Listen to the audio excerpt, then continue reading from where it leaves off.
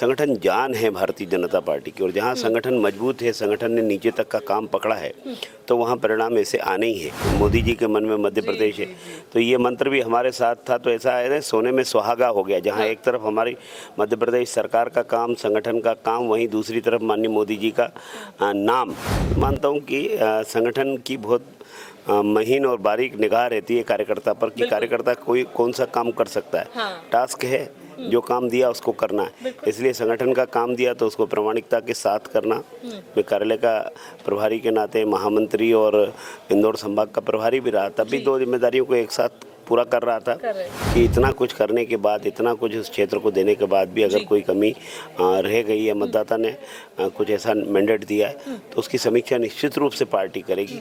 जीत का भी वो करेगी समीक्षा, और जहां हम नहीं जीत पाए उसकी भी समीक्षा करेगी। भोपाल का विकास जो दिखेगा वो पूरे प्रदेश का एक दर्पण होगा। वहाँ तो होगा ही, साथ में जो पोटेंशियल इस क्षेत्र में है उसको स्थापित करना, उसके लिए पूरा ब्लूप्रिंट तैयार करना और विकास कैसे हो सकता है इसका एक वानगी दिखाना लोगों को कि ये भी हो सकता था।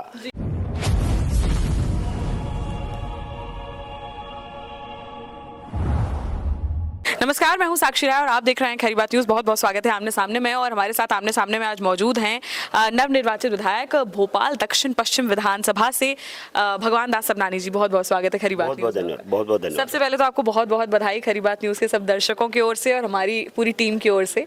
आप विधानसभा का चुनाव जीत कर आ रहे हैं और अच्छी लीड से जीत कर आ रहे हैं। बहुत धन्यवाद आप सबको, बहुत धन्यवाद जी। अच्छा, क्या लगता है, आपकी जीत हुई और भाजपा की एक बहुत प्रचंड बहुमत से जीत हुई, क्या लगता है क्या मुख्य वजह क्या रही कि इतनी बड़ी जीत, इतना डिफरेंस रहा है जीत में?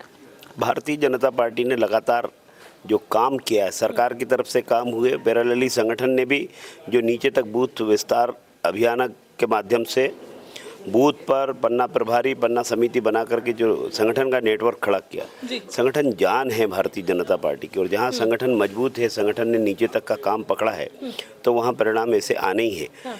तो भारतीय जनता पार्टी के हमारे जहां एक तरफ माननीय मुख्यमंत्री शिवराज सिंह चौहान जी की योजनाएं, माननीय विष्णुदत्त शर्मा जी के संगठन के नाते से संगठन के कार्यक्रम, इसको लेकर के एक ऐसी केमिस्ट्री बनी जिसका लाभ हमको यूं भी मिला कि माननीय मोदी जी हमारे नेता हैं, विश्व के सबसे बड़े नेता हैं, और आज माननीय मोदी जी के नाम से जब मध्य प्रदेश के मन में मोदी और मोदी जी के मन में मध्य प्रदेश है, तो ये मंत्र भी हमारे साथ था, तो ऐसा है सोने में सुहागा हो गया। जहाँ एक तरफ हमारी मध्य प्रदेश सरकार का काम, संगठन का काम, वहीं दूसरी तरफ माननीय मोदी जी का नाम, तो इस नाते से उनका आशीर्वाद, माननीय अमित शाह जी और जगत प्रकाश नड्डा जी की कुशल रणनीति ने हमको इस सफलता की इतनी ऊंचाइयां दी है कि प्रो इनकम्बेंसी क्या होती है इसका कोई दूसरा उदाहरण नहीं मिल सकता। कि जहां चुनाव के बाद हमारी जो कांग्रेस जो बात करती थी, तो उसके विपरीत जाकर के 163 सीटें आना, ये बड़ी बात है। बिल्कुल। अच्छा, पहले देखा जाए आपको संगठन में जिम्मेदारियां दिया जाती थी, आप संगठन के मेन आदमी थे, लेकिन फिर उसके बाद बीजेपी ने आपको जिम्मेदारी सौंपी और मुझे नहीं लगता है उसके पहले आपको अंदेशा था कि आपको कहीं टिकट मिलने वाला है या आप चुनाव लड़ने वाले हैं, लेकिन जब मिला तो आपने इसको कितनी बड़ी चुनौती माना?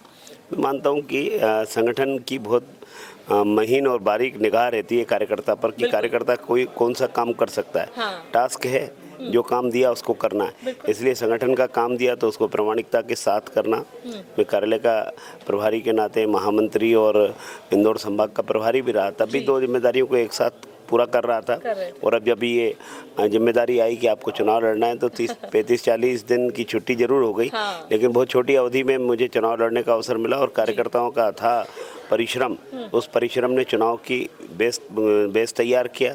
और हम सब जो मानते हैं कि माननीय मोदी जी और शिवराज जी की डबल इंजन की सरकार, उसने कमाल दिखा दिया और मध्य प्रदेश में भी सरकार बनी प्रचंड बहुमत के साथ। भोपाल की दक्षिण पश्चिम विधानसभा भी जो पिछले बार हम थोड़े अंतर से रह गए थे, उसको भी वापस हमने हासिल किया। अच्छा, तो क्या लगता है, लोग कह रहे हैं कि जो लाडली बहना है वो मास्टर स्ट्रोक साबित हुई है इस चुनाव में, आपको भी लगता है ऐसा?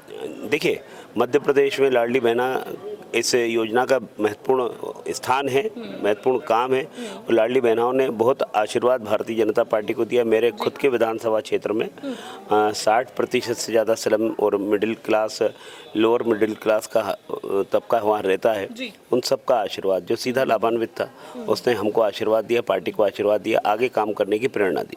अब क्या लगता है आपको, अब आपकी क्या रणनीति है, अब क्या करना है अपनी विधानसभा के लोगों के लिए मुख्य रूप से?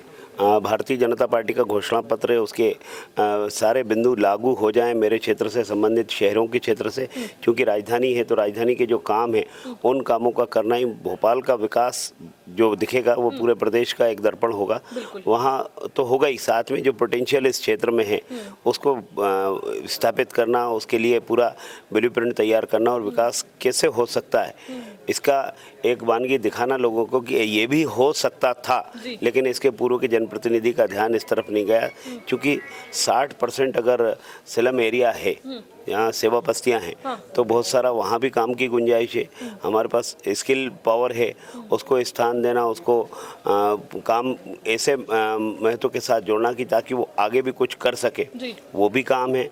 और यहाँ कोई ऐसे योजनाएं भी आ सकती हैं जिसका लाभ हमारी युवा पीढ़ी को मिल सकता है। तो मुझे लगता है कि बहुत प्लानिंग से, पूरी योजना से अगर करेंगे, क्योंकि सब कुछ नीति बनाने वाले और उसका क्रियान्वयन करने वाले सारी की सारी एजेंसी भोपाल की इसी विधानसभा क्षेत्र में रहती है, तो निश्चित रूप से उसका लाभ मुझे मिलेगा। सकारात्मक भाव से ये काम जब हम करेंगे तो सरकार का आशीर्वाद है ही, संगठन के नाते से भी संपर्क है, तो उसका लाभ मुझे मिलेगा। बिल्कुल सबनानी जी, अगर एक मुख्य सवाल मैं पूछूंगी कि कहीं जहां एक तरफ एक प्रचंड बहुमत से भाजपा जीती और प्रचंड लहर भी कह सकते हैं, क्योंकि इतनी सीटों से जीतना बहुत बड़ी बात है, वहीं पर कुछ मंत्री भी अपनी जो है सीट हार गए, क्या लगता है वहां का मेन रीजन क्या रहा? नरोत्तम मिश्रा बहुत बड़े नेता है, वो अपनी सीट हार गए।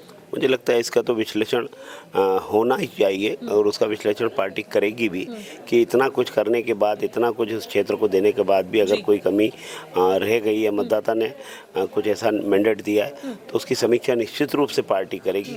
जीत का भी वो करेगी समीक्षा, और जहां हम नहीं जीत पाए उसकी भी समीक्षा करेगी। अच्छा, अब शपथ ग्रहण समारोह और ये सब नज़दीक ही हैं, अगर देखा जाए तो सीएम किसको माना जा सकता है, मतलब किसका लग रहा है कि कौन बन सकता है? बात तो सच है कि भारतीय जनता पार्टी का कार्यकर्ता ही मुख्यमंत्री बनने वाला है। संसदीय बोर्ड जो तय करेगा, संसदीय बोर्ड का जो निर्णय होगा वो शिरोधार्य होगा और पार्टी बहुत तेजी के साथ और आगे बढ़ेगी। चलिए ठीक है, हमारे साथ भगवान दास सबनानी जी मौजूद थे। दक्षिण पश्चिम विधानसभा की जनता के लिए कोई संदेश देना चाहते हैं? जनता का आशीर्वाद मिला उसके लिए बहुत बहुत धन्यवाद। उनके वोट का सम्मान बरकरार रखूं, ये मेरा प्रयास होगा, और सेवा करने का जो अवसर उन्होंने दिया, बार बार लगातार उनकी सेवा करके अपना और स्थान मजबूत करूंगा। बिल्कुल, हमारे साथ मौजूद थे भगवान दास सबनानी जी, बहुत बहुत धन्यवाद हमारे साथ जुड़ने के लिए, और जो है बहुत ही जल्द अपना पदभार ग्रहण करेंगे। और विधायक, नवनिर्वाचित विधायक भगवान दास सबनानी जी से आपको रूबरू कराया। अगर कोई और सवाल आप इनसे पूछना चाहते हैं तो हमें कमेंट बॉक्स में कमेंट करके जरूर बताएं। अभी के लिए फिलहाल इतना ही, बने रहिए हमारे साथ, देखते रहिए खरी बात साक्षी राय के साथ। नमस्कार।